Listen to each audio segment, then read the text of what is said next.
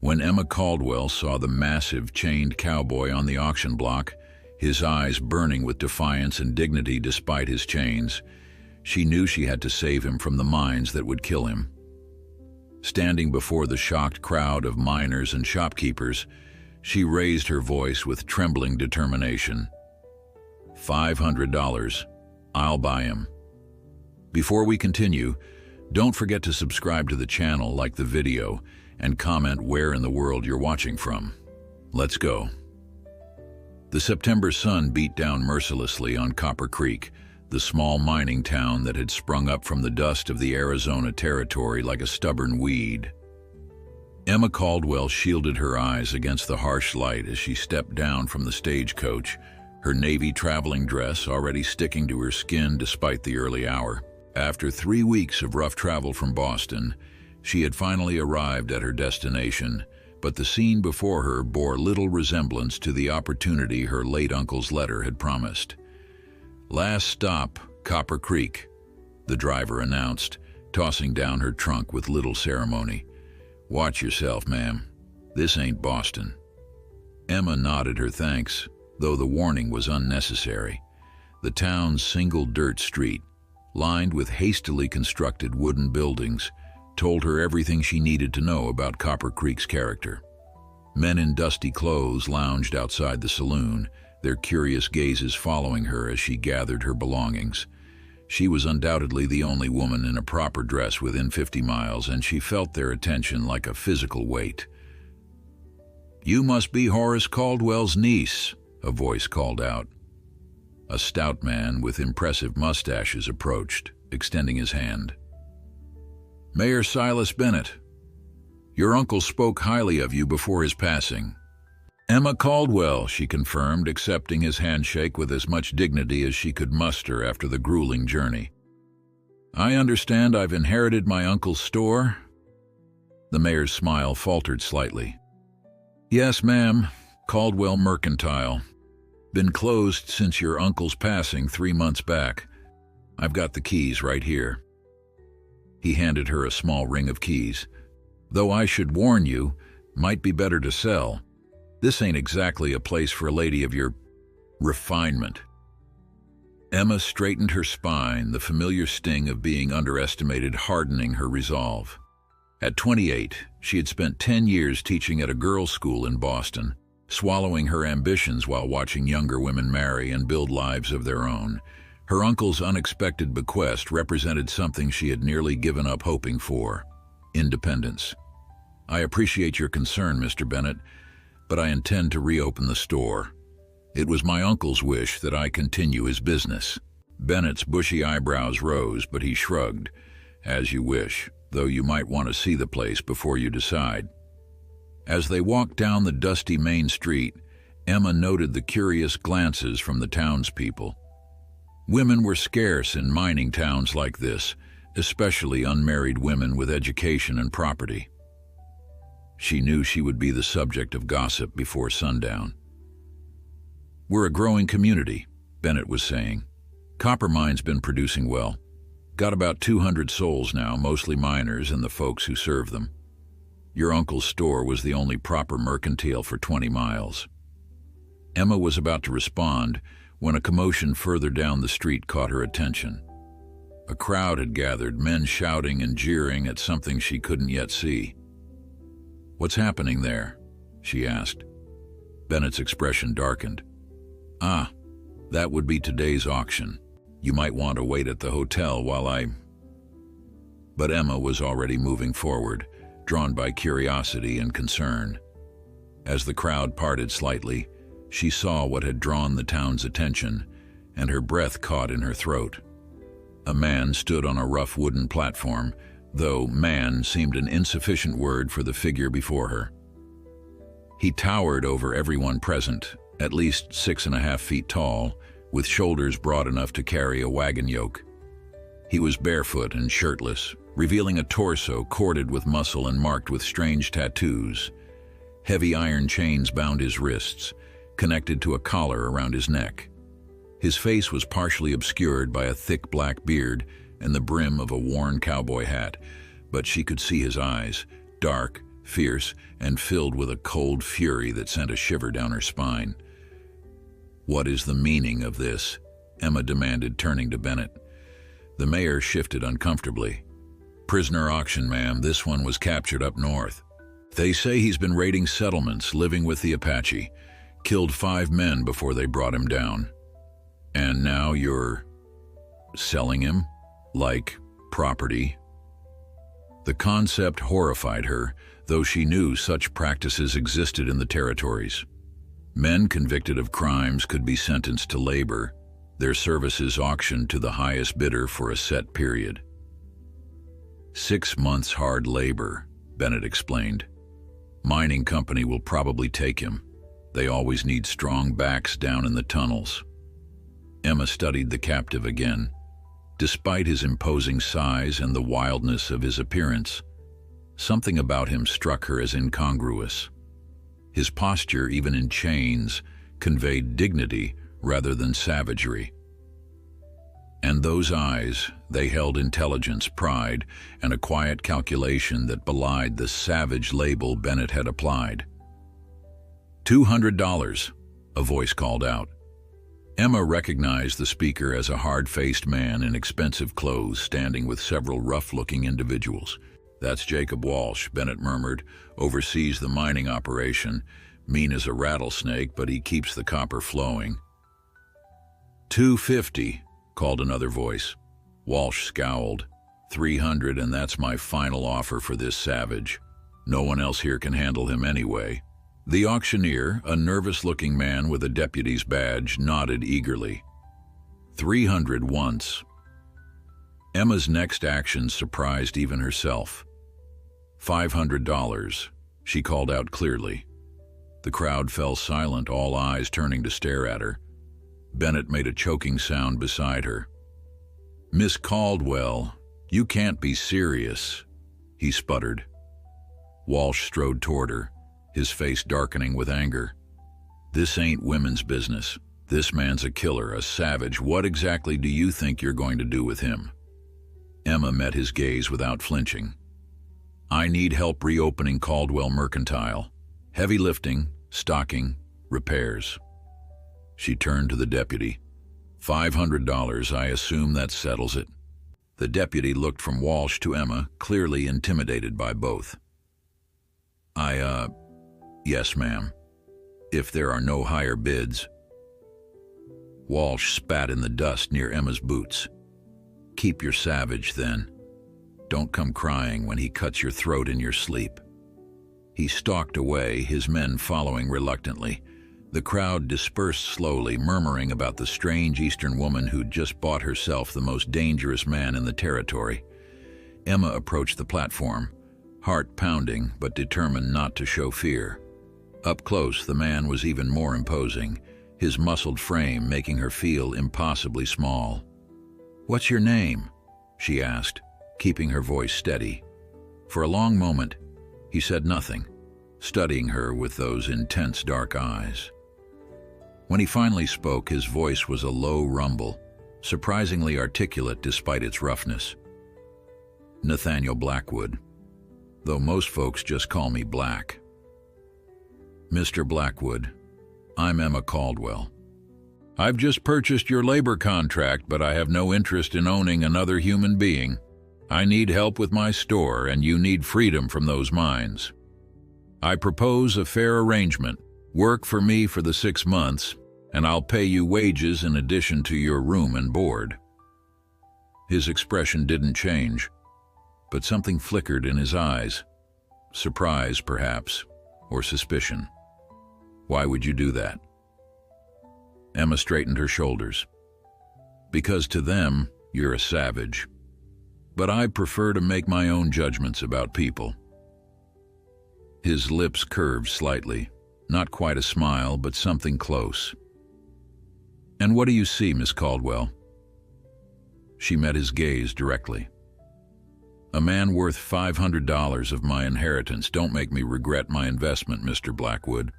The deputy reluctantly handed Emma the key to Nathaniel's shackles, his expression a mixture of concern and disapproval.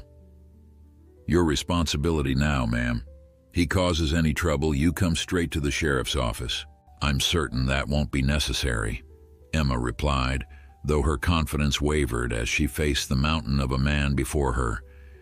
She hesitated only briefly before unlocking the heavy iron collar around his neck. It fell away with a dull thud, revealing raw, chafed skin beneath. The wrists, too, Nathaniel said, his voice low but firm as he extended his bound hands toward her. Emma met his gaze steadily. Of course. She unlocked the manacles, noticing the similar marks of abuse on his wrists. Those look painful. We should clean them when we reach the store. A flicker of surprise crossed his face, quickly masked by the same impassive expression. He rubbed his wrists, studying her with eyes that missed nothing. You're either the bravest or the most foolish woman I've ever met. I've been called worse, Emma replied dryly. Can you carry my trunk? The store is just down the street. Without another word, he hoisted her heavy trunk onto one broad shoulder, as if it weighed nothing. Emma gathered her smaller valise and led the way, acutely aware of the stares following them. Women peered from windows, men stopped their conversations, and children openly pointed. The arrival of a single woman had been noteworthy enough. Her purchasing this infamous savage had transformed her into an instant legend. Caldwell Mercantile stood at the far end of the main street, a two-story wooden structure with faded lettering across its facade. Emma unlocked the front door, wincing as it protested with a screech of neglected hinges.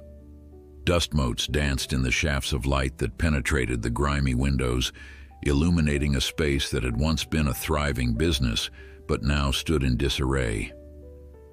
You can set the trunk down anywhere, she instructed, surveying her inheritance with dismay. Shelves stood half empty, their contents coated in dust. Merchandise had been haphazardly piled in corners, and a musty smell pervaded everything. Nathaniel placed her trunk down and took in the abandoned store. You sure about this, Miss Caldwell? Place needs more than a little sweeping. I'm aware, Emma replied, removing her gloves. But it's mine now, and please call me Emma. Miss Caldwell makes me feel like I'm still in the schoolroom. He raised an eyebrow. You were a teacher? For 10 years, in Boston. She ran a finger along a dusty counter. This is quite a change of scenery. And buying yourself a convict. Was that part of your plan, too? There was a sharp edge to his question, a challenge in his stance. Emma turned to face him directly. I didn't buy you, Mr. Blackwood. I purchased a labor contract, which I intend to honor with fair treatment and wages. And no, it wasn't part of any plan. I simply couldn't stand by and watch a man being sold to the mines like a piece of equipment. Your Christian charity is touching, he said, his voice tinged with sarcasm. But I should warn you, those men weren't entirely wrong about me. I've done things that would keep a proper Boston lady awake at night. Emma held his gaze. I'm sure you have. But I've learned that men often become what others expect them to be. I prefer to form my own expectations. She gestured around the store. Besides, I need someone who can help me restore this place. And you need somewhere to serve your sentence that won't kill you. Seems like a fair arrangement to me. Before he could respond, a knock at the door interrupted them. Mayor Bennett stood outside, hat in hand, flanked by an older woman in a severe black dress. Emma opened the door with a polite smile. Mayor Bennett, how can I help you? Just checking that everything is in order, he said, eyes darting nervously to Nathaniel's imposing figure. Perfectly fine, thank you, Emma replied. The woman pushed forward. I'm Mrs. Abernathy. I run the boarding house. The mayor thought, and I agree, that you'll need proper accommodations while you get settled. Certainly can't stay here with him. She practically spat the last word. That's very kind, Emma began, but... There's living quarters upstairs, Nathaniel interrupted, surprising them all. Horace Caldwell lived above his store for 15 years. Should be suitable for his niece. Mrs. Abernathy's face pinched with disapproval. And where would your hired help be sleeping? Surely not in the same building as an unmarried woman. Emma bristled at the implication. Mr. Blackwood can use the storeroom at the back. I assure you, propriety will be maintained. This is highly irregular, Mrs. Abernathy insisted. A woman alone with a criminal. Think of your reputation. My reputation is my concern, Mrs. Abernathy, Emma replied firmly. And as a business owner in this town, I believe I have the right to manage my affairs as I see fit. Bennett cleared his throat uncomfortably. Perhaps we should discuss this further, Emma. The town council is welcome to call on me during business hours once the store reopens. Emma interrupted, her teacher's voice emerging, the one that had silenced rooms full of rowdy girls. Now, if you'll excuse me, there's much work to be done. After a few more protests, the unwelcome visitors finally departed. Emma closed the door behind them with a sigh of relief. They'll be back, Nathaniel observed. With more people and stronger opinions. No doubt, Emma agreed, removing her hat and rolling up her sleeves. But that's tomorrow's problem. Today, we need to assess what we're dealing with here. Nathaniel studied her with newfound curiosity. You're not what I expected. And what did you expect, Mr. Blackwood? A frightened woman who'd regret her impulsive decision by nightfall. He crossed his arms over his chest. Still might happen. Emma smiled slightly. I'm rarely impulsive, Mr. Blackwood. Stubborn, perhaps, but not impulsive. She gestured toward the staircase. Shall we see what's upstairs? Then we can make a list of what needs to be done. The upstairs living quarters were in marginally better condition than the store. A small sitting room, a bedroom, and a tiny kitchen, all furnished with simple but solid pieces. Her uncle had been a practical man, it seemed, with little concern for decoration, but an appreciation for functionality. It's perfect, Emma declared, opening windows to let in fresh air. Once it's cleaned, of course. Nathaniel leaned against the doorframe, watching her with a mixture of amusement and wariness. You're serious about staying here? Completely serious, she confirmed. This is my chance, Mr. Blackwood. In Boston, I was just another aging spinster schoolteacher. Here, I can build something of my own. And what about me? What am I in this grand plan of yours? Emma turned to face him, struck again by his imposing presence. Despite his size and fearsome reputation, she realized she wasn't afraid of him. Wary, perhaps, but not frightened. You're a man serving a sentence, she said simply, but you're also someone who deserves the chance to be more than what others have labeled you. I'm offering you that chance along with fair wages and decent treatment. The rest is up to you.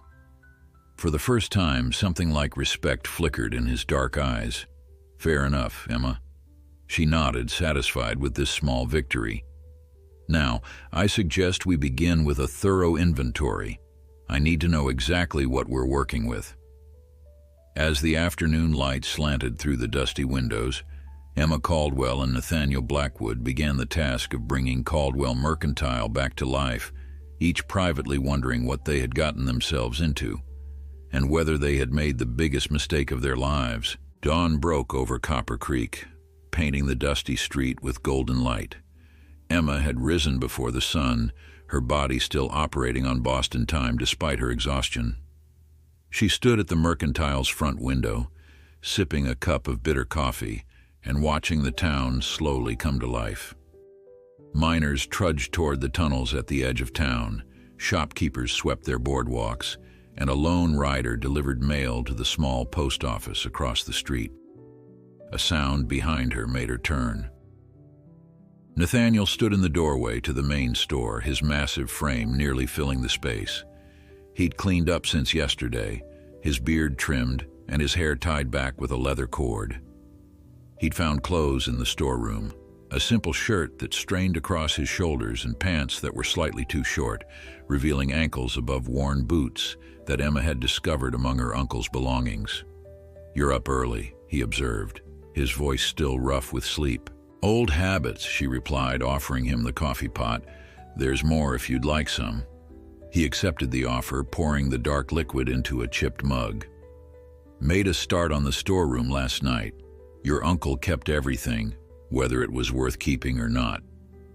"That sounds like Uncle Horace. My father always said he was the most stubborn man in Massachusetts." Emma smiled faintly at the memory. "I hope the storeroom floor was comfortable enough." Nathaniel shrugged those massive shoulders. "Better than a jail cell or the mines." He drank his coffee black, regarding her over the rim of his mug. "So, what's the plan, boss?" The question caught her off guard. Despite her confident words yesterday, Emma had spent much of the night wondering if she'd made a terrible mistake. She had no experience running a business, especially not in a frontier town where she knew no one and understood little of the local economy. "We clean," she decided, then inventory. "I need to know exactly what we have before I can determine what we need." Nathaniel nodded.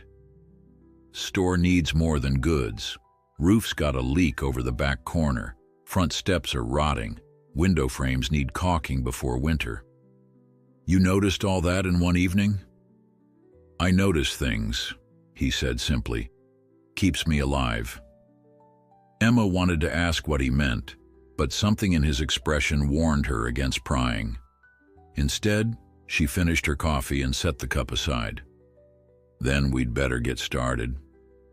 They worked through the morning in companionable silence, Emma tackling the dusty shelves while Nathaniel moved heavier items and began repairs on the sagging back door. She found herself stealing glances at him as he worked, fascinated by the contradiction he presented. His movements were precise and efficient, his hands surprisingly dexterous for their size as he fixed a broken hinge. The fearsome savage from yesterday's auction seemed at odds with the methodical craftsman before her. "Where did you learn carpentry?" she asked as he tested the repaired door. "My father was a builder," he answered after a brief hesitation, "before everything changed." "And what changed?" His expression darkened. "War, death, the usual." Emma recognized the wall going up and didn't press further. She returned to her dusting, but her mind raced with questions. What had turned a builder's son into a man the territory feared enough to put in chains? What had he done to earn his reputation? And why did she feel so certain there was more to his story than anyone in Copper Creek knew? Around midday, a shadow fell across the store's entrance. Jacob Walsh, the mine overseer who had tried to purchase Nathaniel at the auction, stood in the doorway, flanked by two rough-looking men. His cold eyes assessed the progress they'd made, then fixed on Emma with undisguised contempt. "Quite the domestic scene," he remarked, stepping inside without invitation, "the school marm and her savage playing house." Emma straightened, dusting cloth still in hand. "Mr. Walsh, I don't believe I invited you into my establishment." "Establishment?" Walsh chuckled, glancing at his companions. "Hear that, boys? Lady's got herself an establishment." His gaze shifted to Nathaniel, who had gone very still, hammer gripped in one large hand. "Surprised he hasn't killed you yet. Apache don't domesticate well, even the white ones who go native." "Mr. Blackwood has been nothing but helpful," Emma replied coolly. "Now, if you'll excuse us, we have work to continue." Walsh ignored her dismissal, wandering further into the store. "Town's making bets, you know. Most folks give you a week before you're running back east with your tail between your legs.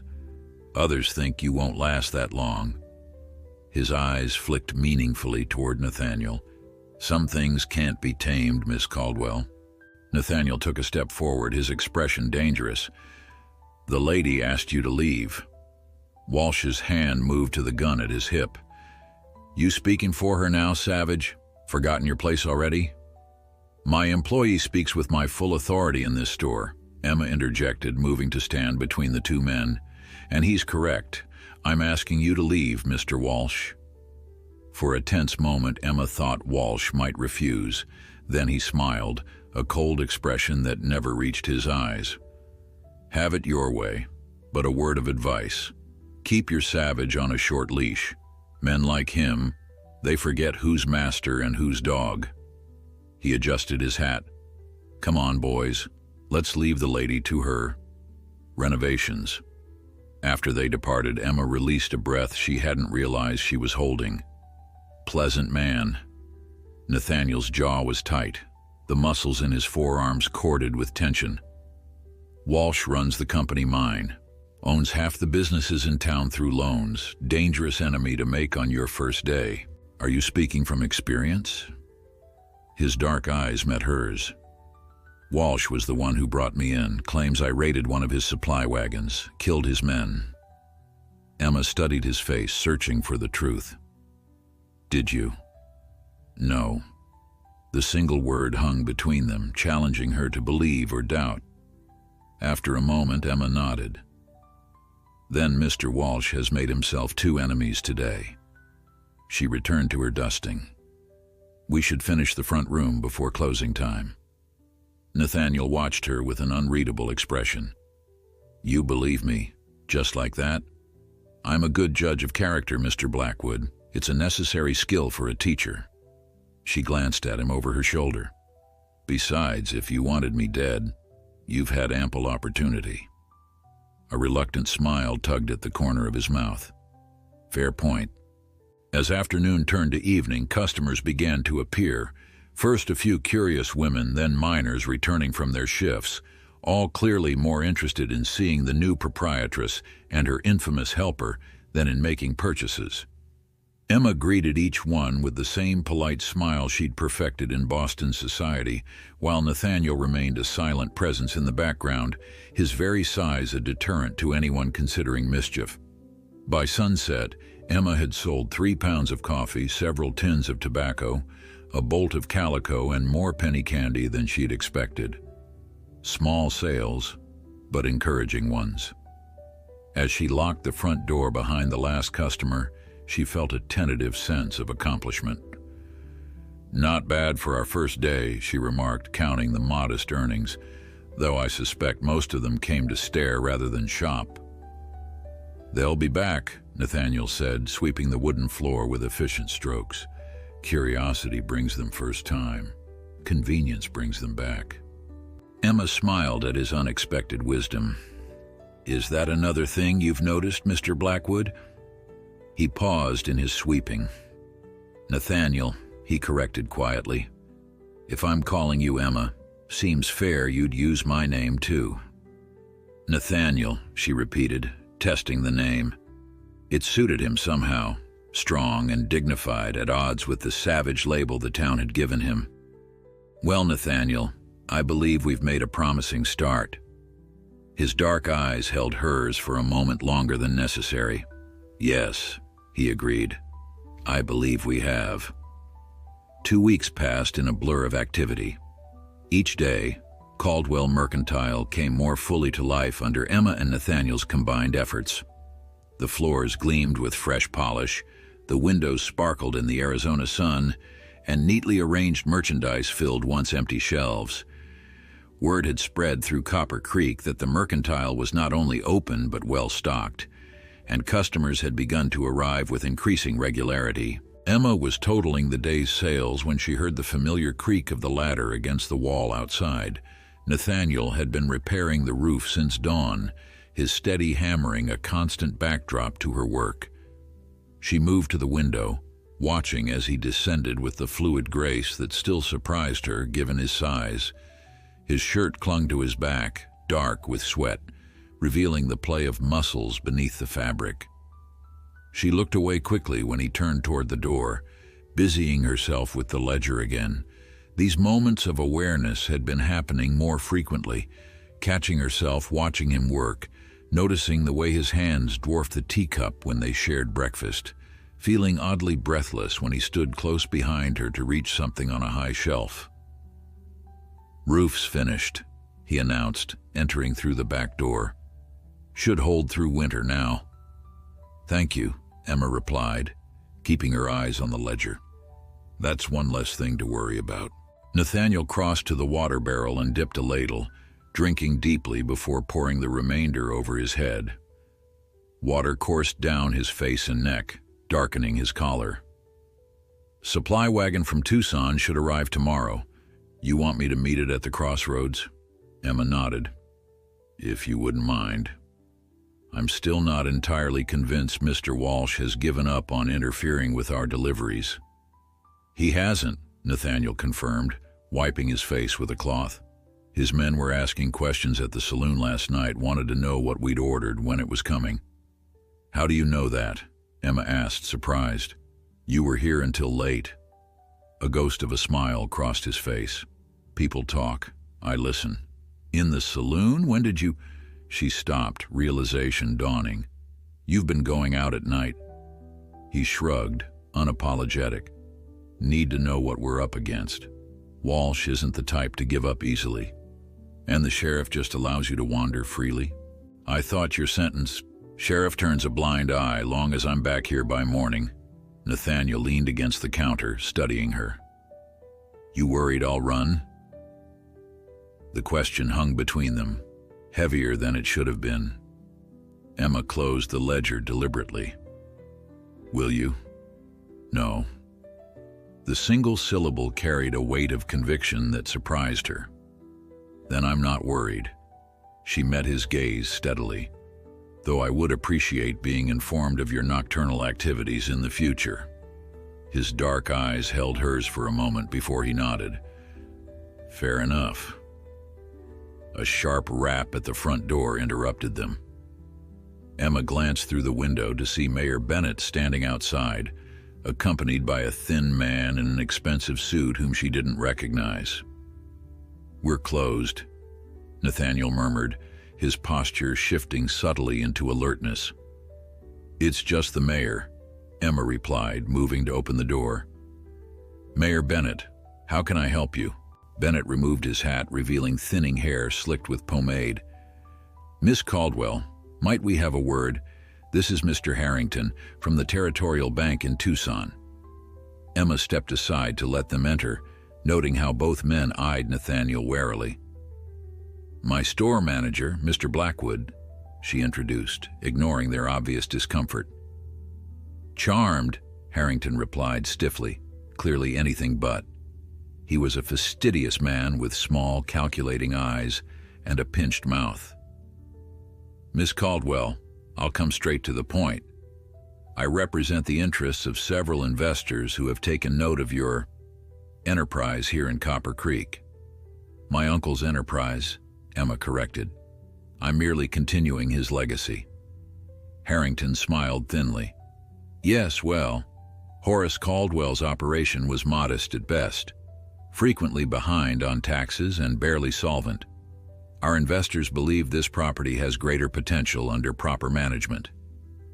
"Proper management," Emma repeated, her voice cooling. "And what would that entail?" Bennett cleared his throat. "What Mr. Harrington means, Emma, is that there's a very generous offer on the table. The bank is prepared to buy you out, give you enough to return east in comfort, and still have a tidy sum left over." "I have no intention of returning east, Mayor Bennett." Harrington's smile didn't waver. $5,000, Miss Caldwell. Far more than this establishment is worth in its current state." Emma felt Nathaniel shift behind her, a solid presence at her back. "The mercantile isn't for sale, Mr. Harrington, at any price." "I strongly suggest you reconsider," Harrington replied, his pleasant facade slipping. "The territory can be challenging for businesses without proper backing. Supplies delayed, loans called in, taxes reassessed. Are you threatening me, Mr. Harrington?" "Merely stating facts, my dear. A woman alone—" "She's not alone," Nathaniel interrupted, his deep voice carrying an unmistakable warning. Harrington's eyes flicked dismissively over him. "Yes, your unusual staffing choices have been noted." Another reason sensible investors are concerned about the direction of this establishment. "I believe we're finished here," Emma said firmly. "Thank you for your offer, but as I said, the mercantile is not for sale." After the men departed, Emma locked the door behind them with hands that trembled slightly. "That was Walsh's doing, wasn't it?" Nathaniel nodded grimly. "He's connected to the bank somehow. This was just their opening move. What will the next one be?" "Nothing good." He moved to the window, watching as Bennett and Harrington crossed the street toward the saloon where Walsh often conducted his business. $5,000 is a lot of money, Emma. Most people would take it." She turned to him, suddenly fearful. "Do you think I should?" Something flickered in his eyes, surprise perhaps that she would value his opinion. "No. Men like Walsh, they don't make fair offers. If they want something this badly, it's worth more than they're offering." "Or perhaps they simply don't want me here," Emma said quietly. "A woman running a business, employing a man they consider dangerous." "Both," Nathaniel agreed. "But there's something else. Walsh has been buying up properties all along this street. Everything except the mercantile. Why? Don't know yet, but I aim to find out." Emma studied him, this man who had become so much more than the savage she'd purchased at auction.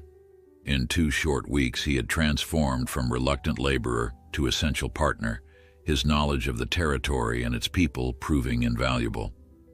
She'd begun to rely on his steady presence, his quiet strength, in ways that both comforted and unsettled her. "Be careful," she said softly. "Whatever Walsh is planning, it's not worth your safety." Nathaniel's expression softened almost imperceptibly. "You worried about me now, Boston?" The nickname, new, unexpected, brought warmth to her cheeks. "I'm worried about my investment," she countered, falling back on their familiar pattern of sparring. $500 doesn't grow on trees, you know." His low chuckle was a rare sound that she had come to treasure. "Best investment you ever made." "That remains to be seen, Mr. Blackwood." But she smiled as she said it, the tension of the banker's visit dissolving in the comfortable rhythm of their exchange. Later that evening, as Emma prepared for bed in her upstairs quarters, she heard the soft click of the back door. Moving to the window, she watched Nathaniel's broad-shouldered silhouette disappear into the darkness of Copper Creek. This time, knowing where he was going, her worry was tempered with an unfamiliar emotion that took her a moment to identify. Trust. Somehow, against all reason and propriety, she had come to trust Nathaniel Blackwood with not just her business, but increasingly, her safety and well-being. The realization should have frightened her. Instead, as she turned away from the window, Emma found herself smiling. Dawn found Nathaniel already gone, his bedroll neatly folded in the storeroom. Emma tried to ignore the hollow feeling his absence created as she prepared for the day ahead. The supply wagon from Tucson was due before noon, bringing much-needed inventory that would determine whether Caldwell Mercantile could truly compete with the company store Walsh controlled on the other side of town. Emma was arranging a display of preserved fruits when Sheriff Tate pushed through the front door, his weathered face grim beneath his gray mustache. "Miss Caldwell," he nodded, removing his hat. "Got a moment?" "Of course, Sheriff." Emma wiped her hands on her apron. "Is something wrong?" "Depends on your definition of wrong." He glanced around the store, confirming they were alone. "Your man Blackwood, he in town?" A chill settled in Emma's stomach.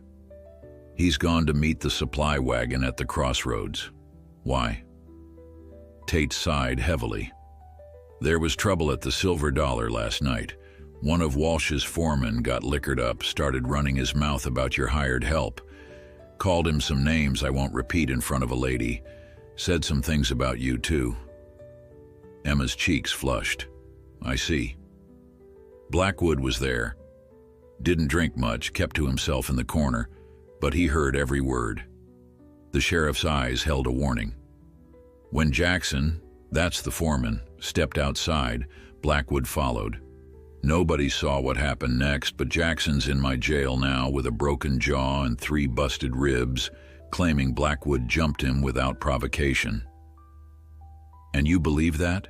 Emma asked carefully. What I believe doesn't matter.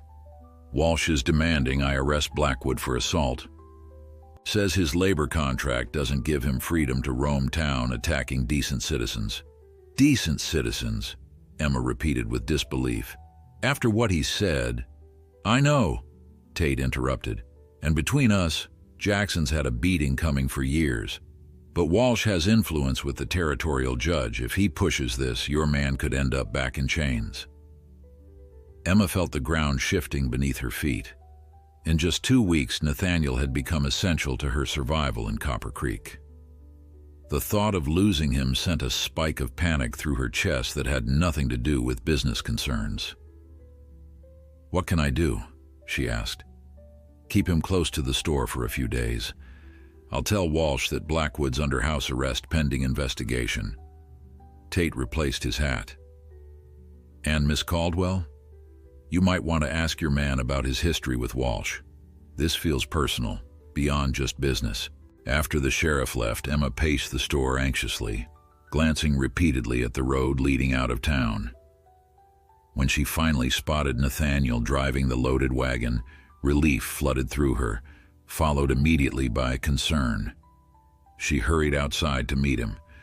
You're later than expected, she said, searching his face for signs of trouble. Nathaniel set the brake and jumped down from the seat with surprising agility for a man his size.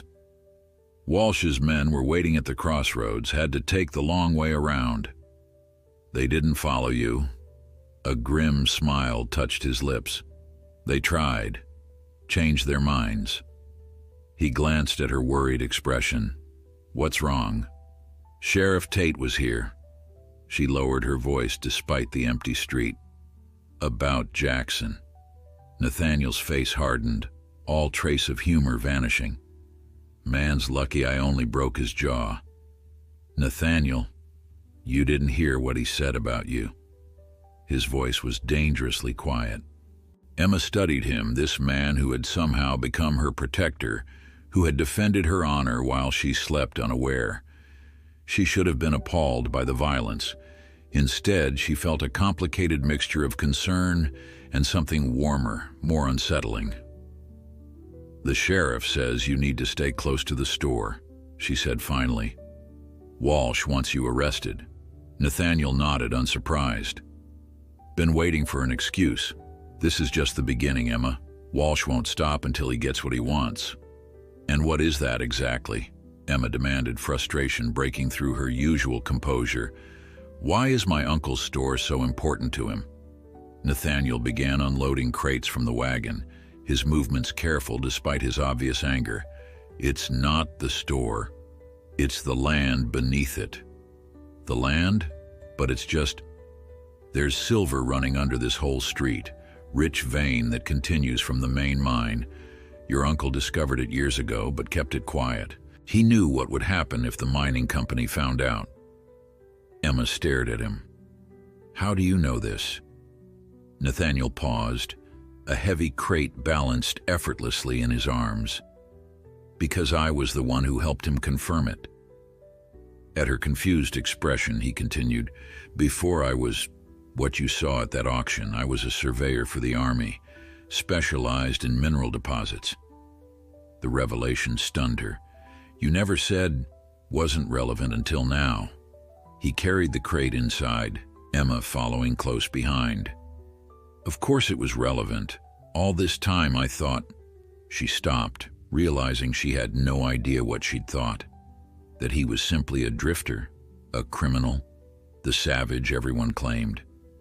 You thought what everyone thinks, he said flatly, that I'm just muscle and violence, useful for heavy lifting and keeping troublemakers away. That's not fair, Emma protested. I've never treated you that way. His dark eyes met hers. Haven't you? You bought me like equipment, Boston. Never once asked what I knew or who I was before that auction block. The accusation struck home with painful accuracy. For all her claims of seeing beyond labels, she had indeed made assumptions about him, had been surprised by his education, his skills, his knowledge. "You're right," she admitted quietly. "I should have asked. I'm asking now." Something shifted in his expression. Surprise, perhaps, at her willingness to acknowledge her fault. He set down the crate and straightened to his full height. Army Lieutenant, 5th Cavalry, educated at West Point, specialized in terrain mapping and mineral surveying until I was captured during an Apache skirmish in '75. Lived with them for 2 years before returning to the territory. Worked as an independent surveyor until Walsh framed me for murder. His words were clipped, impersonal, like reading from a military report. Emma absorbed this information, rearranging everything she thought she knew about the man before her. "And my uncle? How did you know him?" "Hired me to survey his property 3 years ago. We found silver. He swore me to secrecy, said he'd rather leave it in the ground than see the town destroyed by mining interests." Nathaniel's expression softened slightly. "He was a good man, principled. But Walsh found out somehow." Nathaniel nodded grimly. "Someone talked, not your uncle and not me, but Walsh got wind of it, started buying properties along this street. Your uncle refused to sell, so Walsh had you arrested on false charges," Emma finished, the pieces falling into place, "to get you out of the way. And then your uncle died. Convenient timing." A chill ran through Emma. "Are you suggesting?" "I'm not suggesting anything," Nathaniel interrupted, "just noting the timing." They stood in silence, the implications hanging heavy between them. Finally, Emma squared her shoulders. "Well, Mr. Walsh has underestimated both of us, it seems. I have no intention of selling this store regardless of what's beneath it."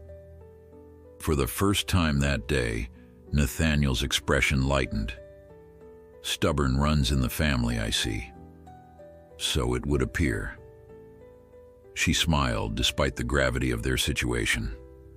"Now let's get this wagon unloaded before Walsh finds another reason to cause trouble." By week's end, rumors about silver beneath Copper Creek's main street had spread through town like wildfire. Emma noticed the sideways glances as she walked to the post office, heard conversations halt when she entered the small cafe where she occasionally took breakfast.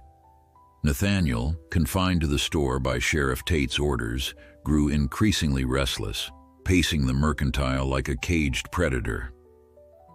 "They're watching the store," he reported one evening as Emma closed the ledger. "2 of Walsh's men across the street. Been there since noon." Emma moved to the window, careful to stay partially hidden behind the curtain. "What are they waiting for?" "An opportunity." Nathaniel's voice was grim.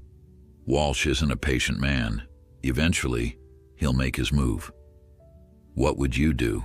Emma asked, turning to face him. "If you were free to act." Something flickered in his dark eyes. Surprise at being consulted, perhaps. In the lamplight, with his massive frame softened by shadows, he looked less like the fearsome figure from the auction block and more like the educated officer he'd once been. "I'd secure the property legally," he said after consideration.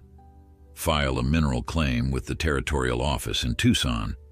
Your uncle never registered his discovery, which means anyone who can prove there's silver here could potentially claim mining rights, even if they don't own the land. Especially then. Mining law supersedes property rights in most territories." He frowned. "Walsh knows this. He's probably already prepared the paperwork, just waiting for proof." "Then we should file our own claim," Emma decided. "I'll go to Tucson tomorrow." Nathaniel shook his head. "Too dangerous. Walsh has men watching all roads out of town." "Then what do you suggest?" He hesitated, then said carefully, "I know someone who could help. Apache woman who runs a trading post about 10 miles north. She has connections, could get a message to Tucson faster than Walsh would expect." You trust this person? With my life, he answered simply. She sheltered me after I escaped from the Apache camp, taught me how to survive in the territory when the army declared me dead. Emma absorbed this new piece of his complex history. Does she have a name, this mysterious benefactor? Sarah Ravenhawk, half Apache, half white, educated back east like you before returning to her mother's people. How do we contact her? Nathaniel's expression grew troubled. That's the problem. I'd need to go myself. Sarah doesn't trust outsiders. But the sheriff's order would have to be broken, he finished. It's the only way, Emma. Walsh is closing in and we're running out of options. Emma considered the risks. If Nathaniel were caught outside town, Walsh would have the excuse he needed to demand his return to custody. Yet without legal protection for the silver claim, they might lose everything anyway. When would you go? She asked finally. Tonight, after midnight. I can be back before dawn if there's no trouble. And if there is trouble? His eyes held hers steadily. Then you'll need to be ready to manage without me for a while. The implication sent a chill through her. I forbid it, she said suddenly. I won't risk your freedom on this errand. Nathaniel's eyebrow rose slightly. Forbid? Your contract is with you, not the sheriff, he interrupted, and we both know this isn't about the contract anymore. The words hung between them, acknowledging the unspoken shift in their relationship. Employer and convict had gradually transformed into partners, perhaps even friends, bound by mutual respect and a shared enemy. I'm going with you, Emma announced. Absolutely not. It's not negotiable, Mr. Blackwood. She straightened her spine, using her schoolteacher voice. If we're caught, two travelers appear less suspicious than a lone man matching the description of an escaped prisoner. Besides, this Sarah Ravenhawk might be more inclined to help if another educated woman makes the request. Nathaniel looked as though he wanted to argue further, but something in her expression must have convinced him of her determination. You're the most stubborn woman I've ever met, he muttered. I believe you mentioned it runs in the family, she replied with a small smile. They prepared quietly, gathering supplies for the night journey, while maintaining the appearance of normal closing routines in case they were being watched. Emma changed into her simplest dress and sturdy boots, packing a small bag with only essential items. Nathaniel retrieved a hidden revolver from beneath a loose floorboard in the storeroom, checking its chambers before tucking it into his belt. You know how to ride? He asked as they slipped out the back door into the moonless night. Adequately, Emma replied, though it's been some years. Stay close, follow my lead. If there's trouble, there won't be, she interrupted, with more confidence than she felt. They made their way to the small livery stable at the edge of town, where Nathaniel quietly saddled two horses, leaving payment in the owner's lockbox. Emma watched him work, struck again by the contradiction he presented, gentle with the animals despite his fearsome appearance, moving with the quiet efficiency of a man accustomed to midnight escapes. Once mounted, they took a roundabout path to avoid the main roads where Walsh might have men posted. The night was cool, the vast Arizona sky ablaze with stars that provided just enough light to navigate by.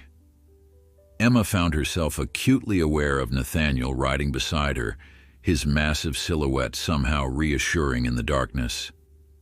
Your Apache friends, she said softly as they cleared the town limits. How did you come to live with them? Nathaniel was silent for so long she thought he might not answer. Finally he spoke, his deep voice barely audible above the horses' hoofbeats. I was left for dead after a skirmish. Patrol ambushed. Everyone killed except me. I took an arrow in the shoulder, bullet in the leg, crawled into the brush to die. He paused. Medicine woman found me, brought me back to their camp against the chief's wishes, By the time I was strong enough to leave, the army had declared me dead. Easier to stay dead than explain why I'd lived among the enemy. They weren't your enemy by then? No. The single word carried weight. They became family of a sort, taught me their ways, their language, gave me a place when I had none. Then why did you leave? His shoulders tensed visibly. Cavalry raid, camp destroyed, many killed, the survivors scattered. I went north, found Sarah. She helped me build a new life as a surveyor. Until Walsh. Emma processed this abbreviated history, filling in the gaps with her imagination. "I'm sorry," she said simply. He glanced at her, surprise evident even in the darkness. "For what?" "For what you lost. For what was taken from you." She hesitated. "For judging you without knowing your story." Something shifted in his posture, a relaxing of the perpetual tension he carried.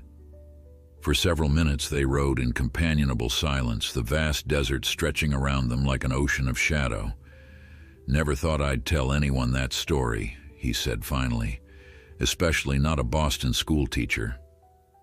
Despite everything, the danger, the uncertainty, the fear, Emma smiled. "Life takes unexpected turns, Mr. Blackwood."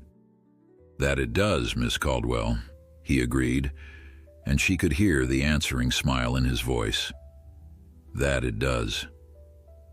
They rode in silence for nearly an hour, following a winding path through scrubland that grew increasingly rugged. Emma's muscles ached from the unaccustomed activity, but she kept pace without complaint, determined not to slow their progress. The moon had risen, casting the landscape in silver light that transformed the desert into something almost otherworldly. "We're being followed," Nathaniel said suddenly, his voice so quiet Emma nearly missed it. Her heart lurched. "Walsh's men?" "Likely. 2 riders keeping their distance." He guided his horse behind an outcropping of rock, motioning for Emma to follow. "Been shadowing us since we left town." "What do we do?" Nathaniel dismounted in one fluid motion, helping Emma down from her horse. "Change the odds." He tethered the horses and retrieved his revolver. "Stay here, keep your head down." "I'm not hiding while you face them alone," Emma protested. His expression hardened. "This isn't a debate, Emma. I can move faster without worrying about you." "I can shoot," she countered. At his skeptical look, she added, "My father believed women should know how to defend themselves. He taught all his daughters."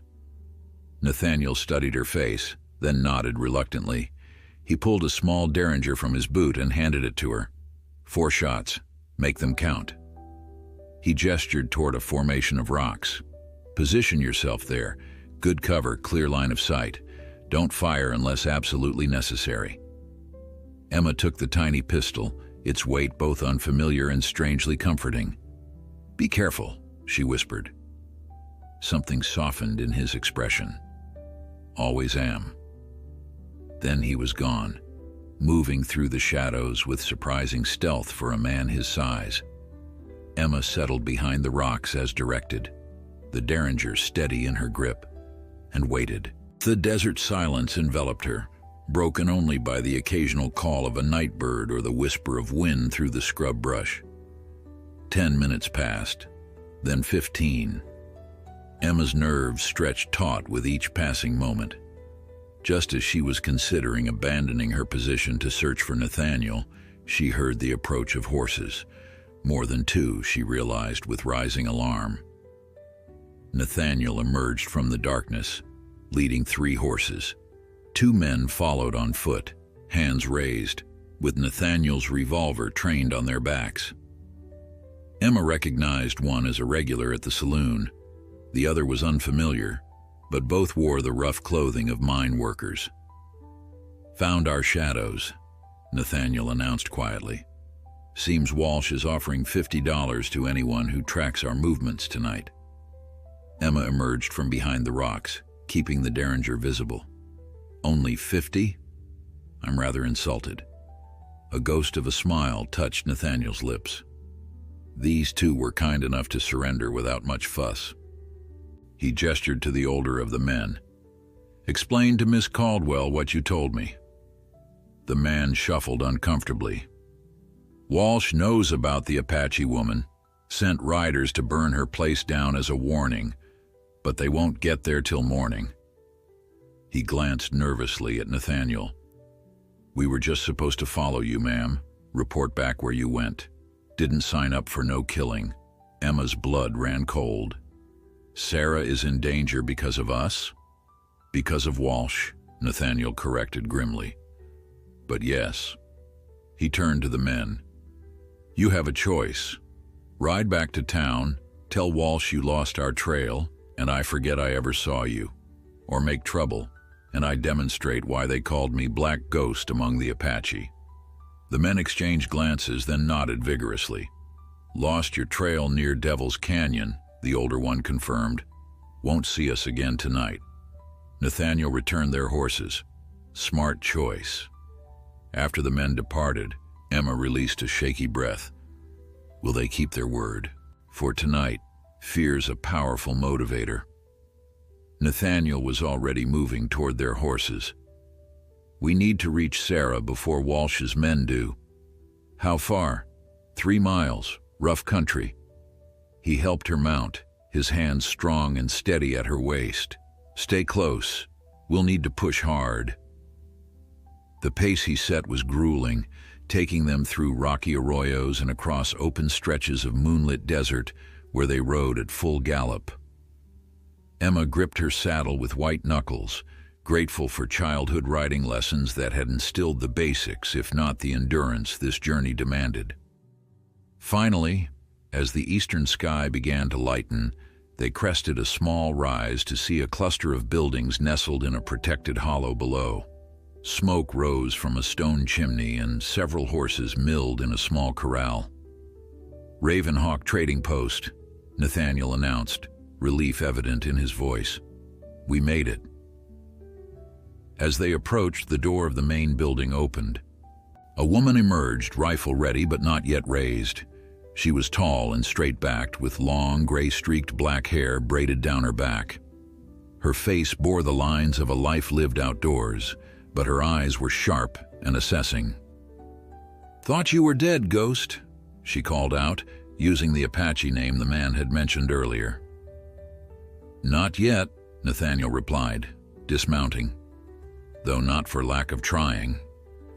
The woman, Sarah Ravenhawk, Emma presumed, lowered her rifle and smiled, transforming her stern features into something approaching beauty. "And you've brought a woman. The world truly is full of surprises." Nathaniel helped Emma dismount, his hands lingering at her waist a moment longer than necessary. "Sarah, this is Emma Caldwell, Horace's niece." Sarah's eyebrows rose. "Horace's kin? Well, now, that explains a few things." She gestured toward the building.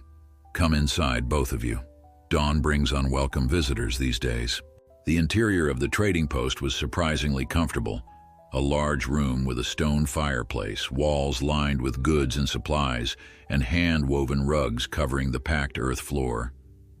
Sarah moved to a copper pot hanging over the fire, filling 3 mugs with fragrant coffee. "Walsh's men are coming," Nathaniel said without preamble.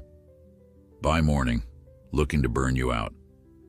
Sarah handed them each a mug, her expression unchanged. "Walsh has wanted me gone for years. Nothing new." She turned to Emma, studying her with frank curiosity. "So you're the Boston schoolteacher who's caused such a stir. Buying yourself a warrior, defying Walsh, hunting silver claims." Her dark eyes held amusement. "Horace would be proud." "You knew my uncle well?" Emma asked, warming her hands on the mug. "Well enough. Good man. Principled." She glanced at Nathaniel. "Like some others I've known." Emma explained their situation. The mercantile, Walsh's pressure tactics, their need to file a mineral claim before he could seize the property. Sarah listened without interruption, occasionally nodding. "I can get your paperwork to Tucson," she said when Emma finished. "Have a rider who leaves at dawn for the territorial outpost. Can reach the land office by tomorrow evening." "Thank you," Emma said with heartfelt gratitude. Sarah shrugged. "Enemy of my enemy, as they say." She turned to Nathaniel. "But paperwork won't stop Walsh for long. Man like that only understands one language." Her eyes flickered to the revolver at his hip. "We're trying to avoid that particular conversation," Nathaniel replied grimly. "For now," Sarah agreed. "But eventually every debt comes due." She studied them both over the rim of her mug. "Interesting partnership you two have formed. The Boston Rose and the Desert Wolf." Emma felt heat rise in her cheeks at the knowing look in the older woman's eyes, aware suddenly of how close she sat to Nathaniel, of the trust that had grown between them during their midnight ride. "It's a business arrangement," she said, the words sounding hollow even to her own ears. Sarah's smile held ancient feminine wisdom. "Of course it is," she replied, fooling no one. Sarah wasted no time after their arrival. She drafted the mineral claim documents with practiced efficiency, her elegant handwriting belying her frontier appearance. "This will establish your legal right to any minerals found beneath your property," she explained to Emma. "Once filed with the territorial office, even Walsh can't ignore it without facing federal charges." While Sarah prepared the paperwork, Nathaniel disappeared outside. Emma found him reinforcing the trading post's defenses, moving water barrels to strategic positions, checking sight lines from the windows, clearing brush that might provide cover for attackers. "You're expecting a battle," she observed, joining him in the early morning light. "Preparing for one," he corrected. "Different thing." "And is there a difference?" He paused in his work, considering her question with unexpected seriousness. "Expectation is fear dressed as foresight. Preparation is respect for possibility." His dark eyes met hers. "I learned that difference living with the Apache." Emma found herself continually surprised by the depths beneath his imposing exterior. "You've lived many lives for one man, Nathaniel Blackwood. Not all of them worth remembering." He returned to securing the corral gate, his massive hands working with surprising delicacy at the latch. "Even the painful ones shaped you," she said quietly. "Made you who you are now." His movement stilled, and when he looked at her again, there was something vulnerable in his expression that made her heart quicken. "And who is that, Emma Caldwell? Who do you see when you look at me now?" The question hung between them, weighted with meaning beyond the simple words. Emma found herself stepping closer, drawn by something she couldn't name. "I see a man of honor," she said softly. "Intelligence, strength. A man who could have escaped his sentence a dozen times but chose to stay because he gave his word." Her eyes held his. "I see someone I've come to trust with my life." For a moment she thought he might reach for her. His hand lifted slightly, then dropped back to his side as the sound of approaching hoofbeats shattered the moment. Sarah emerged from the trading post, rifle in hand, but her expression relaxed as she recognized the rider. "One of my scouts," she explained, "Cherokee boy who works for me." The young man dismounted in a fluid motion, speaking rapidly to Sarah in a mixture of English and Cherokee. Her face darkened as she listened. "Walsh's men," she reported. 8 riders, heavily armed. Less than an hour behind us." She looked at Nathaniel. "They've split into 2 groups, 4 coming here, 4 headed back toward town." "Town?" Emma echoed, alarmed. "The store will still be standing when we return," Nathaniel assured her, though his expression had hardened. "Walsh won't destroy property he wants to own." He turned to Sarah. "How many can you spare to ride with the claim documents?" "My best rider is already preparing," she replied, "but that still leaves the 3 of us against 4 of Walsh's gunmen." "Uneven odds," Nathaniel agreed with grim humor. "They should have brought more men." Despite the danger, Emma felt a surge of admiration for his confidence. In the short time they'd known each other, she'd seen him transition from reluctant laborer to determined protector, his natural leadership emerging as circumstances demanded. "What can I do?" she asked. Both Sarah and Nathaniel looked at her with surprise, clearly expecting her to seek safety rather than involvement. Sarah recovered first, a smile of approval crossing her weathered face. "Can you still handle that little derringer?" Emma nodded. "Then you'll take the south window, best sight line to the approach road, but furthest from danger if they breach the walls." She handed Emma a box of ammunition. "And I believe these will fit your weapon." The next half hour passed in focused preparation. Sarah's Cherokee rider departed with the mineral claim documents, taking a hidden trail to avoid Walsh's men. The trading post was transformed into a small fortress, windows partially barricaded, water buckets positioned to fight potential fires, ammunition distributed. "They'll come from the east," Nathaniel predicted, studying the terrain. "Sun at their backs, harder for us to see them clearly." "Classic tactic," Sarah agreed, though not particularly imaginative. Emma watched their easy cooperation, recognizing the shorthand communication of people accustomed to dangerous situations. "You've done this before," she observed, "together." Sarah's expression softened with memory. "Ghost and I have shared a few adventures." She glanced at Nathaniel with obvious affection. "He saved my son during an Apache raid 3 years ago. Carried him 5 miles with an arrow in his own shoulder." "You never mentioned a son," Emma said, surprised. "Michael studies medicine in San Francisco now." Pride colored her voice. Wanted something better than trading post life. Nathaniel had moved to the window, scanning the horizon. "Rider approaching," he announced. "Just one, coming in fast." Sarah joined him, squinting against the morning sun. "Not Walsh's men." "That's Thomas Wells, owns the relay station near town." The man galloped into the trading post yard, his horse lathered with exertion.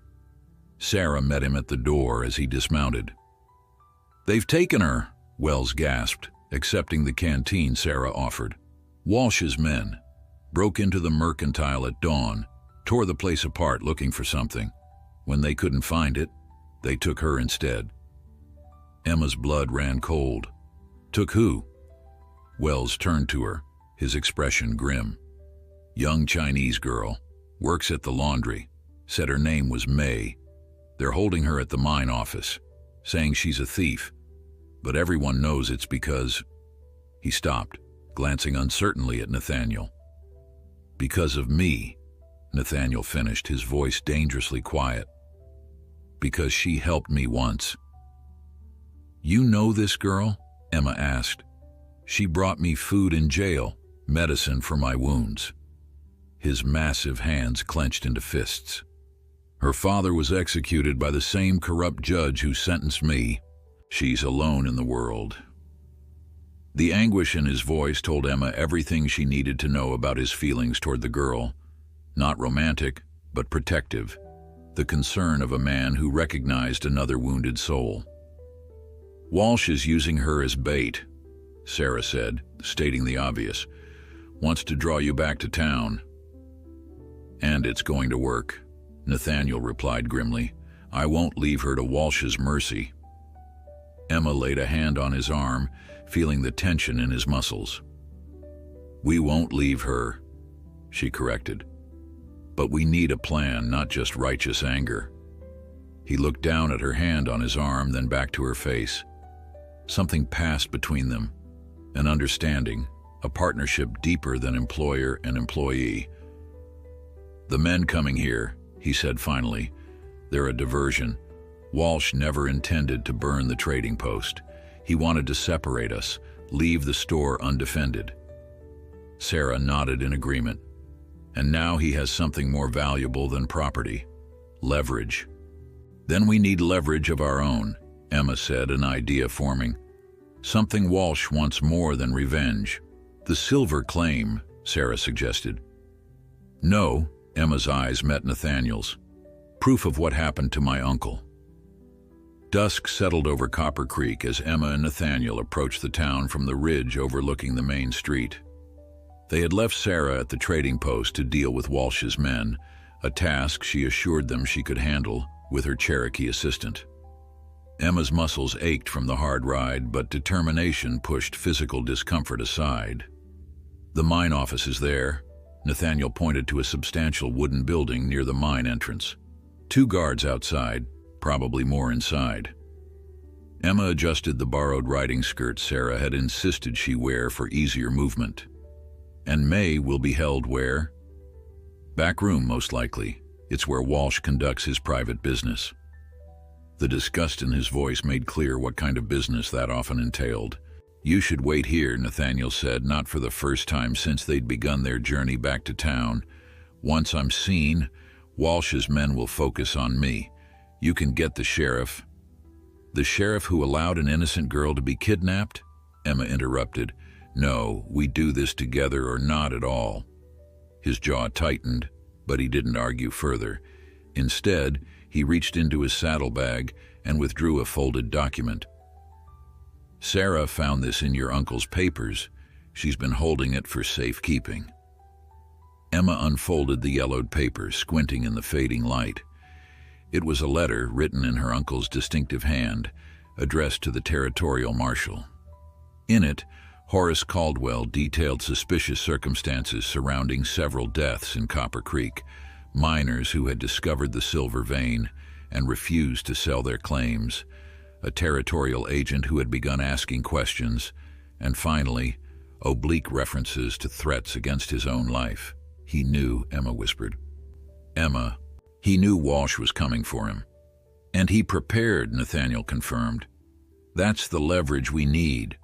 Walsh may not fear the local sheriff, but federal marshals are different. Emma carefully refolded the letter. But if Walsh knows this exists, he'll stop at nothing to destroy it, Nathaniel finished, which is why we need to be very careful how we use it. As darkness fell completely, they left their horses tethered in a stand of trees and made their way cautiously into town. The Saturday night revelry worked in their favor, with miners and cowboys crowding the saloons, creating enough activity to mask their movements. They paused in the shadows beside the mercantile. Emma's heart ached to see the front door hanging askew on broken hinges, evidence of Walsh's men ransacking the place. All her hard work, the carefully arranged displays, and meticulously organized inventory, likely scattered and broken. They were looking for your uncle's papers, Nathaniel said quietly. Mining surveys, claim documents.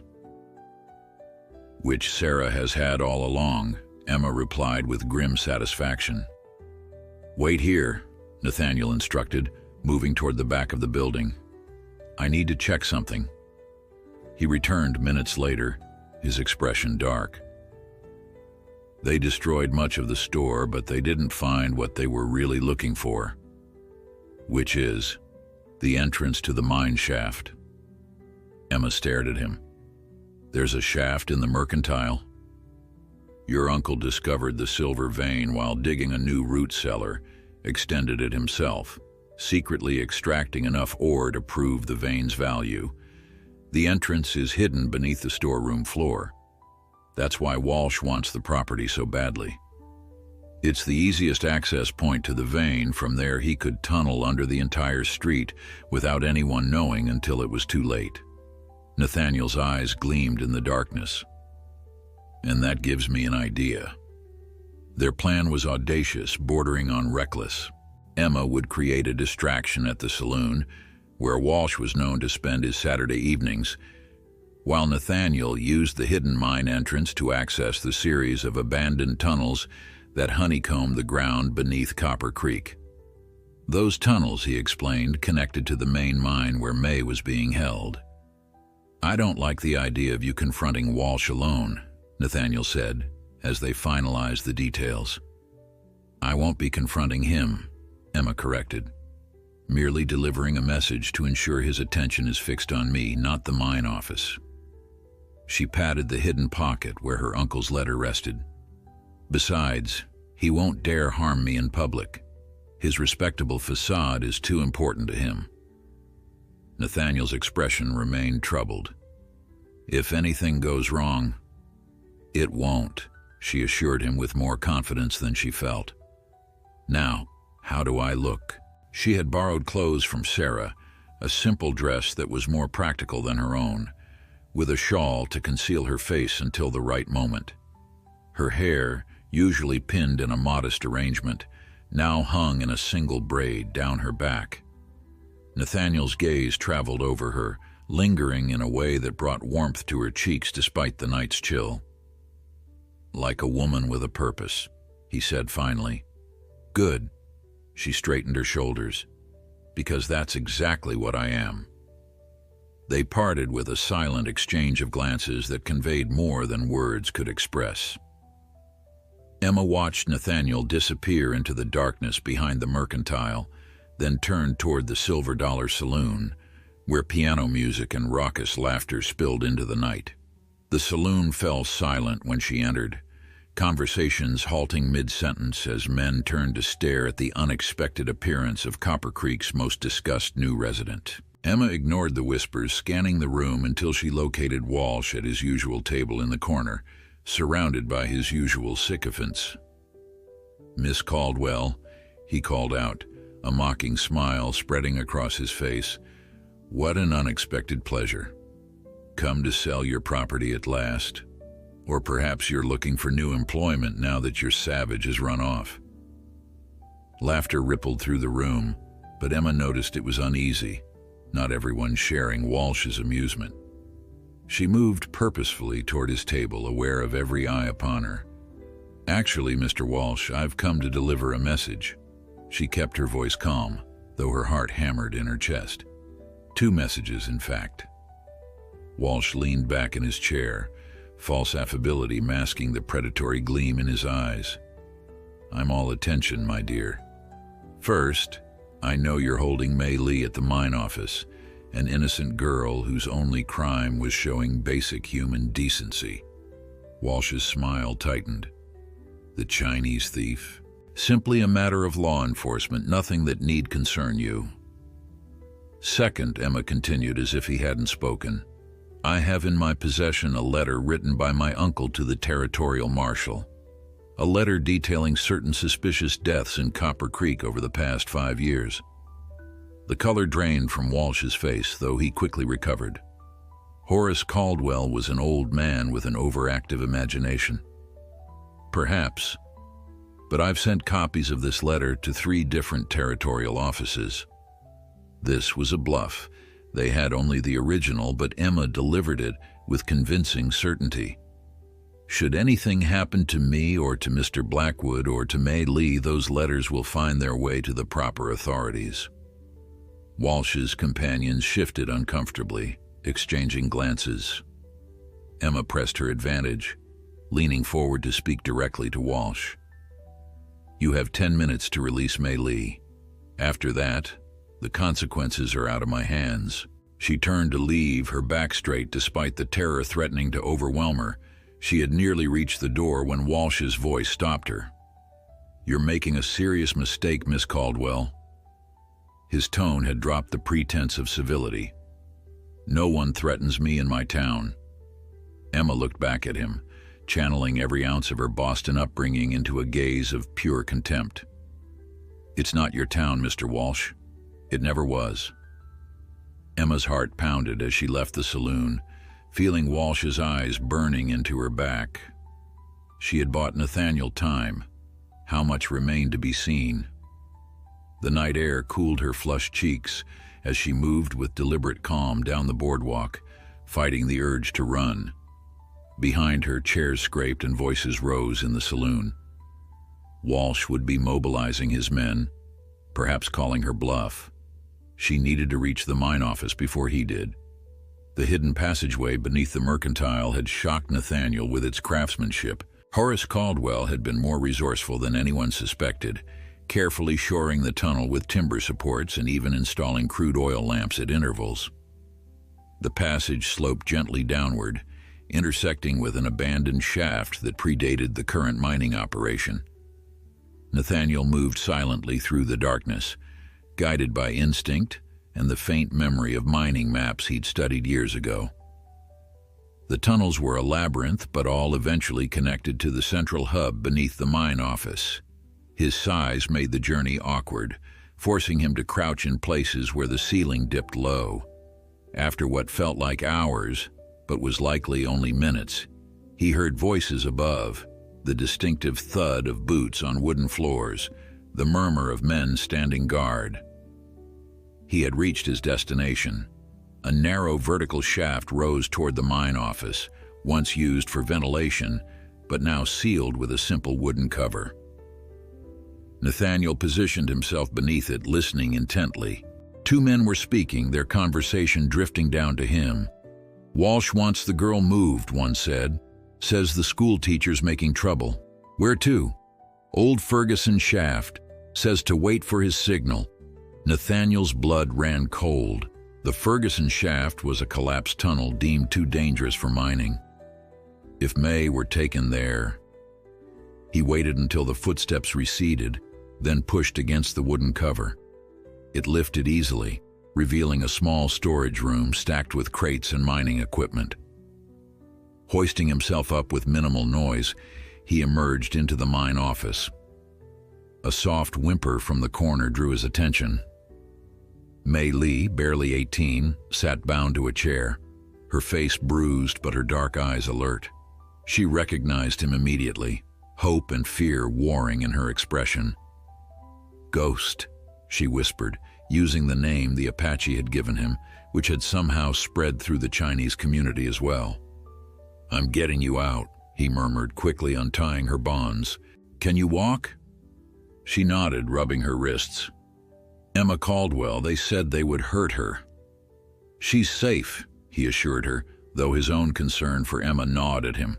"Follow me. Stay quiet." They had just reached the storage room when the main door of the mine office crashed open. Walsh's voice rang out, ordering his men to find the girl. "Down!" Nathaniel urged, helping May into the vertical shaft. Quickly. She disappeared into the darkness below with the agility of youth.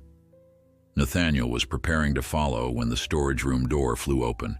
A guard stood frozen in surprise, then reached for his gun. Nathaniel moved with explosive speed, crossing the space in a single stride. His massive fist connected with the guard's jaw before the man could shout a warning, dropping him unconscious to the floor. But the commotion had drawn attention. More footsteps approached. Left with no choice, Nathaniel dropped into the shaft, pulling the cover closed above him just as the storage room filled with Walsh's men. Emma reached the mine office to find it in chaos. Men rushed in and out, their faces taut with anger and fear. Walsh himself stood in the doorway, barking orders. When he spotted Emma approaching, his expression darkened with rage. "You," he snarled. "What have you done?" "Merely delivered a message, Mr. Walsh," she replied, struggling to keep her voice steady. "Has something upset you?" Before he could respond, a shout came from inside the office. "She's gone. The Chinese girl is gone." Walsh's face contorted with fury. He grabbed Emma's arm, fingers digging painfully into her flesh. "You think you're clever, don't you? Playing games with me?" He dragged her toward the mine entrance. "Let's see how brave you are when..." The rest of his threat was lost in a sudden commotion from the street behind them. Riders approached, at least a dozen, moving at a gallop. Emma recognized Sheriff Tate at the lead, but the others were strangers, their badges catching the lamplight. "Territorial marshals," she breathed, relief flooding through her. Walsh's grip loosened in shock. "Impossible, they can't be here yet." "I sent a telegram 3 days ago," Emma improvised, maintaining her bluff, "when I first found my uncle's letter." The marshals dismounted in a coordinated movement that spoke of professional training. The lead marshal, a grim-faced man with iron-gray hair, approached with purposeful strides. "Jacob Walsh," he called, "I have a warrant for your arrest on suspicion of multiple counts of murder, fraud, and intimidation. Walsh released Emma, his face ashen. "This is absurd.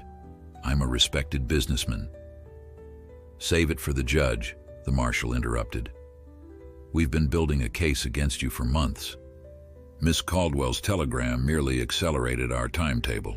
As the marshals took Walsh into custody, Emma scanned the gathered crowd for any sign of Nathaniel or May. Anxiety twisted in her stomach until a familiar figure emerged from the shadows beside the mercantile. Nathaniel stood with May beside him, both safe but clearly exhausted. The relief Emma felt at seeing him unharmed was so profound it left her momentarily breathless. She hurried toward them, propriety forgotten, as she threw her arms around Nathaniel's broad chest. His arms came around her automatically, strong and secure. "You're all right," he murmured against her hair, the words half question, half statement. "I'm fine," she assured him, reluctantly stepping back. "But how did the marshals arrive so quickly?" "I never sent a telegram." A familiar voice answered from behind her. "I did." Sarah Ravenhawk approached, looking remarkably composed, despite having ridden hard to reach town. "After you left, I sent my fastest rider to the territorial outpost. The marshals were already investigating Walsh. They just needed a reason to move now rather than later." Sheriff Tate joined them, hat in hand. "Miss Caldwell, I owe you an apology. I knew Walsh was corrupt, but I didn't have the authority or evidence to stop him." "You have it now," Emma said, nodding toward the mercantile. "There's a hidden shaft in my storeroom that contains enough evidence of silver theft to put Walsh away for decades." As the night progressed, order slowly returned to Copper Creek. The marshals established temporary headquarters in the town hall, taking statements from witnesses suddenly eager to testify against Walsh now that his power was broken. May was reunited with friends from the Chinese Quarter, her injuries tended by the town doctor. Dawn found Emma and Nathaniel sitting on the mercantile's porch, watching the sunrise paint the desert gold. The store behind them was still in disarray from Walsh's ransacking, but it could be rebuilt. Everything could be rebuilt. "What happens now?" Emma asked, the question encompassing far more than just the immediate future. Nathaniel was silent for a moment, his profile strong against the brightening sky.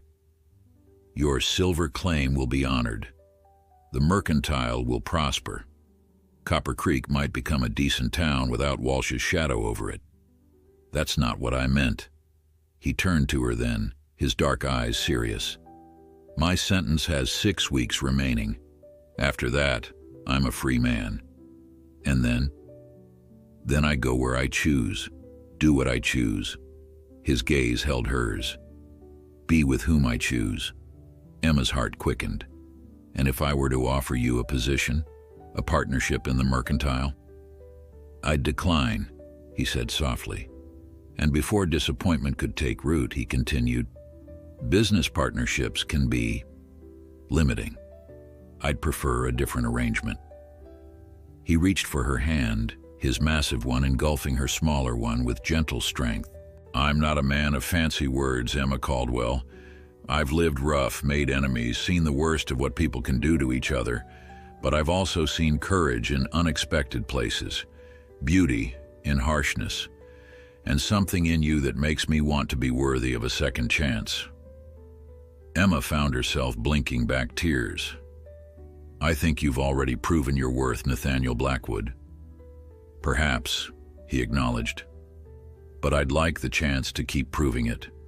Every day, if you'll have me." The sun crested the horizon, bathing them in golden light. Emma looked at their joined hands, her pale, smooth one and his dark, calloused one, and saw not incongruity, but perfect complement. "Yes," she said simply, "I believe I will."